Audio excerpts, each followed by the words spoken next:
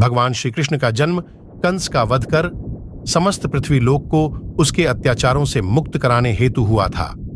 किशोरावस्था में ही वह गोकुल से मथुरा आ गए तथा दुष्ट कंस का वध किया। कंस की मृत्यु से दुखी उसके श्वशुर जरासंध ने एक विशाल सेना लेकर मथुरा पर आक्रमण कर दिया। इस आक्रमण में उसके साथ शिशुपाल और कालयवन जैसे शक्तिशाली राजा भी शामिल थे। जल्दी ही सेना मथुरा जा पहुंची और मथुरा की राजसभा में कृष्ण तथा बलराम को सेना को सौंपने का संदेश भेजा गया। इस युद्ध को टालने तथा मथुरा के निर्दोष नागरिकों को बचाने के लिए कृष्ण ने रातों रात वहां से सैकड़ों किलोमीटर दूर समुद्र में एक नई नगरी द्वारिका का निर्माण करवाया। अपनी माया से उन्होंने समस्त नागरिकों, उनके पशुओं तथा संपत्ति को नींद में ही नई नगरी में पहुंचा दिया। अगले दिन सूर्योदय के समय कृष्ण तथा बलराम जरासंध की सेना के सामने जा पहुंचे और उसे लड़ने के लिए चुनौती दी।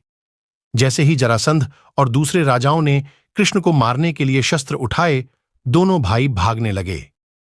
उन भाइयों के पीछे जरासंध तथा कालयवन जैसे राजा भी भागने लगे। कुछ ही देर में दोनों भाई बहुत आगे निकल गए और उनके पीछे केवल मात्र कालयवन रह गया। उसे देवताओं ने वरदान दिया था कि उसकी हत्या किसी अस्त्र या शस्त्र से नहीं होगी।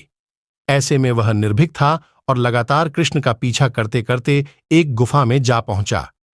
गुफा में राजा मुचुकुंद सो रहे थे, जिन्हें इंद्रदेव ने वरदान दिया था कि जो भी उन्हें उठाएगा वह उनके देखते ही जलकर भस्म हो जाएगा। वह वहां पहुंचकर कृष्ण ने सोए हुए मुचुकुंद पर अपना पीतांबर डाल दिया और स्वयं छिप गए।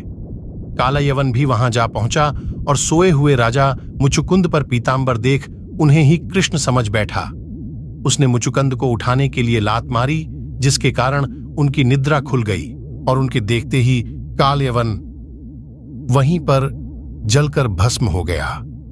तत्पश्चात कृष्ण ने राजा मुचुकुंद को अपने चतुर्भुज स्वरूप में दर्शन दिए और उन्हें मोक्ष पाने का वरदान दिया। वहीं दूसरी ओर जरासंध और बाकी राजा पूरी तरह से खाली मथुरा देखकर वापस लौट गए। युद्ध से भागकर कृष्ण ने रखा देवताओं के वरदान का मान।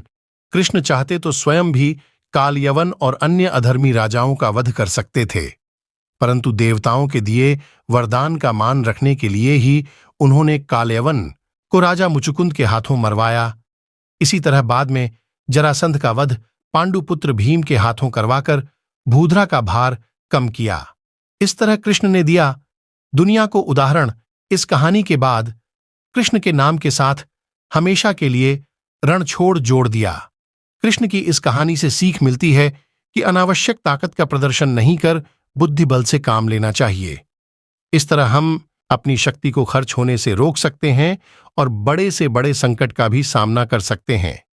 जानकारी पसंद आई हो तो हमारे चैनल कृष्णा शिवम को सब्सक्राइब, लाइक और शेयर जरूर करें। जय श्री कृष्णा। हर हर महादेव।